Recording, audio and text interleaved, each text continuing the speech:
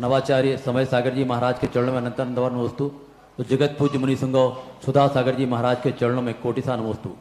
भगवान, आपने पूरे विश्व में सिंह गर्जना करके सोई हुई समाज को जगा दिया है।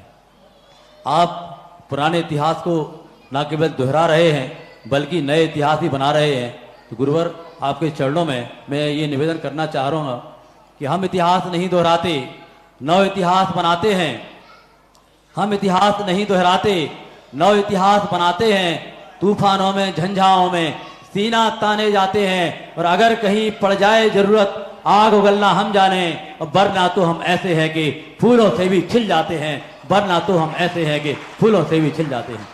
गुरुदेव, आपकी कृपा से पिछले 12 अक्टूबर को जो एक बड़ा समागम आपके चरणों में हुआ था, ऐसा ही समागम एक पूज्य गुरुदेव आचार्य भगवान के चरणों में भी, समय सागर जी महाराज के चरणों में भी हुआ था। गुरुवर, इन दोनों समागमों के माध्यम से एक बड़ी संख्या में हमारे साथी आपके चरणों में समर्पित होने को तैयार हो गए। गुरुवर, हम लोग 200-300 लोगों से बात करते हैं, लेकिन गुरुवर आपकी कृपा से बहुत बड़ी संख्या तो नहीं है, लेकिन जो लक्ष्य यहाँ पर हम लोगों ने आपके चरणों में लिए थे, गुरुदेव के चरणों में लिए थे, उनमें से गुरुदेव 2 प्यारा लक्ष्य गुरुवर, अल्पसंख्यक वर्ग की योजनाएं जो सरकार हमें देती है, उन योजनाओं का लाभ पात्रों तक पहुंच जाए।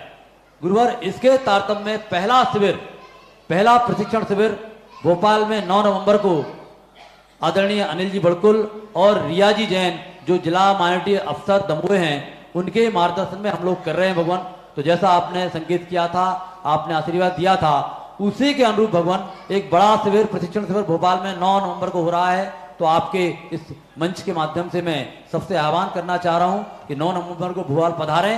और भोपाल में शिविर में अल्पसंख्यक वर्ग के संबंध में जितने भी छात्रवृत्ति है या स्कॉलरशिप है या कोई कोचिंग है या लोन है या संस्कृति संरक्षण के संबंध में और कोई कार्यक्रम है, तो इन सब की जानकारी को विधिवत प्रपत्रों के माध्यम से सिखाया जाएगा। और उद्देश्य भगवान ये है कि हर मंदिर क्षेत्र में 2 से 3 हमारे साधर्मी प्रशिक्षित हो जाएं, ताकि मंदिर क्षेत्र में आने वाली पूरी पब्लिक के बच्चों को और जो भी लाभ उनको मिल सकते हो, उन सबको फॉर्म भरवा के और कलेक्ट्रेट में जमा करवाएं। और उसके जमा करने के बाद हमारी टीम एक्टिवेट होके फॉलोअप कराएगी और जो भी संभव सरकारी मदद होगी सारी दिलवाएगी।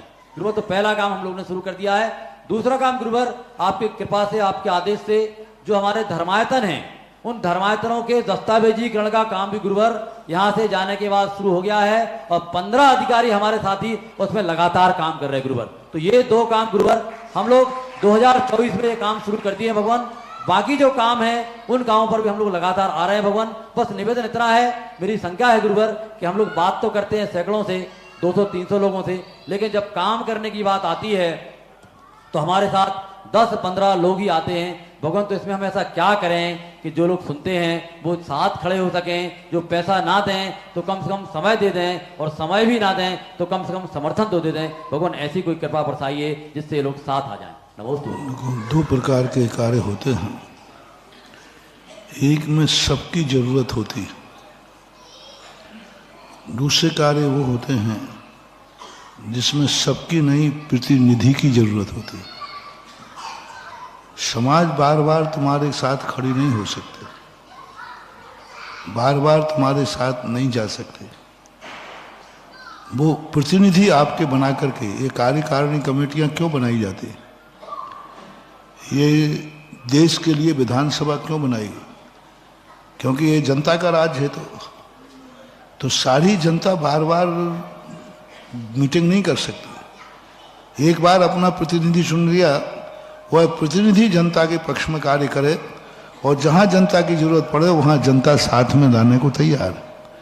तो ये जो समितियाँ बनाई जाती हैं, इसका अर्थ यही था कि पूरी समाज तुम्हारे हर दिन तुम्हारे साथ खड़ी रहे। ऐसा नहीं हो सकता, क्योंकि यदि पूरी समाज तुम्हारे साथ खड़ी हो जाएगी तो पीछे जो तुम्हारे लिए ताकत मिलने वाली है वो ताकत खत्म हो जाएगी, क्योंकि उनको धन कमाना भी है, परिवार चलाना भी है, समाज भी चलाना है। तो समाज जो चलती है वह अपने ढंग से चलती है, उनको परेशान मत करो। समाज को बार बार बुला करके, स्टेज पर बुला करके या कार्य में बुला करके वो थक जाएंगे और एक बार घटना से भर जाएंगे। प्रतिनिधि उन्होंने चुन लिया, उन्होंने प्रतिनिधि तुम्हारे लिए बना दिया, अब तुम काम करो।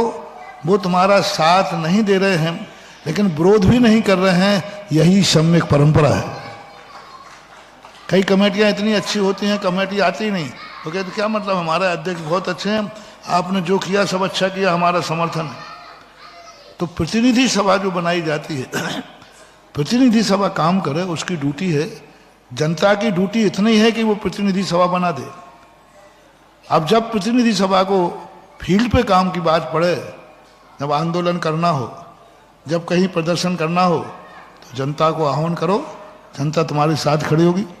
तुम प्रतिदिन मीटिंग में चाहो कि प्रतिदिन जनता आ जाए, तो एक दिन जनता इतनी घृणा से भर जाएगी, बोले साहब ये कार्यक्रम ही खत्म करो, हम एक कार्यक्रम करेंगे, अपने बाल बच्चे पालें। तो जनता को अपने बाल बच्चे पालने दो, उनको बार बार डिस्टर्ब मत करो, और ना उनको बार बार उस्काओ तुम मेरे साथ आओ, तुम मेरे साथ आओ। नहीं, कोई को साथ आने की जरूरत ही नहीं है। मार्च जिसको आगे कर दिया है, उस नेता का काम है कि वो अपना प्रतिनिधित्व करे। एक ही व्यक्ति जाता है संयुक्त राष्ट्र की अमेरिका में मीटिंग में, लेकिन पूरा भारत माना जाता है। अब प्रधानमंत्री कह रहे मैं अकेला क्यों जाऊं, सारे भारत वाले लोग साथ चले। प्रतिनिधि सभा बनाओ, आप संचालक बनाओ, आप राज्य के नेता बनाओ, वो सबका काम करेगा। और जनता का जहां सहयोग की जरूरत पड़ेगी, हमारी जनता, मेरे साथ जनता क्यों हो जाती है, क्योंकि मैं जनता को कभी परेशान नहीं करता, कभी नहीं करता हूं परेशान। जनता से कहते तुम्हारी कोई जरूरत नहीं, चिंता मत करो, मैं बैठा हूं। और जब मेरी जरूरत पड़ती है, जनता चाहिए, तो एक आवाज में सारी जनता सिर के बल आ जाती है। जनता को कोसो मत, जनता की मजबूरियां समझो। जनता ये मत सोचो कि तुम्हारे साथ नहीं आ रही है, जनता की मजबूरियां समझो कि उनके सामने कितनी मजबूरी है, कितनी परेशानियां हैं, कितनी दिक्कतें उनके पास आती हैं। आप तो प्रतिनिधि सभा चुनिए और प्रतिनिधियों को एक काम सौंपिए। हाँ, जनता जब विरोध करे तब कहिए कि भाई आपने चुना है और आप मुझे काम नहीं करने दे रहे हैं, तो फिर जनता तुम्हारे साथ हो जाएगी। इसलिए हर चीज में प्रतिनिधि सभा काम करती है। कितने लाख लोगों पर एक विधायक होता है, कितने पे होता है? 2-2.5 लाख। 2-2.5 लाख लोगों पर एक व्यक्ति चुन लिया जाता है। अब बार बार वो 2-2.5 लाख लोगों को बार बार कहे आप मेरे साथ आओ, आप मेरे साथ आओ, चलो दिल्ली चलो, विधान दो, नहीं। तो 2 लाख पर एक काम करता है। इसलिए आप जिले के अंदर हर जिले से 1-2 नेताओं को बनाओ और वो नेता काम करें, जनता उनके साथ सदा सपोर्ट करेगी। ये व्यवस्था होती है। जनता को बिल्कुल परेशान मत करो, अपनी बहुत अच्छी जनता है। हमारी जैन समाज जैसी अच्छी समाज दुनिया में कहीं देखने को मिलेगी नहीं। सब तरफ कितना काम कर रहा है, आप देखो तो सही। कौन समाज है जो दुनिया के अपने शादियों के ऐसे ठाठ से चतुर्मास कराती है? कौन समाज है जो समाज में इस प्रकार संस्कार समाज रहती है? कितने संस्कार हैं हमारे समाज के। आज कितने विषम मुक्त है हमारी जैन समाज है। ठीक है, हम क्लीन चिट नहीं दे रहे, लेकिन सारे भारत की समाजों में देखेंगे तो सबसे ज्यादा विषम मुक्त समाज कौन सी है? सबसे ज्यादा नशा मुक्त समाज कौन सी है? हर क्षेत्र में हम अभी नंबर 1 पर हैं, हर क्षेत्र में नंबर 1 पर हैं। जितने संसार के पाप हैं, अनैतिक हैं, उन सब में दूरी यदि कोई समाज की है तो जैन समाज की है। ये सारा भारत मानता है।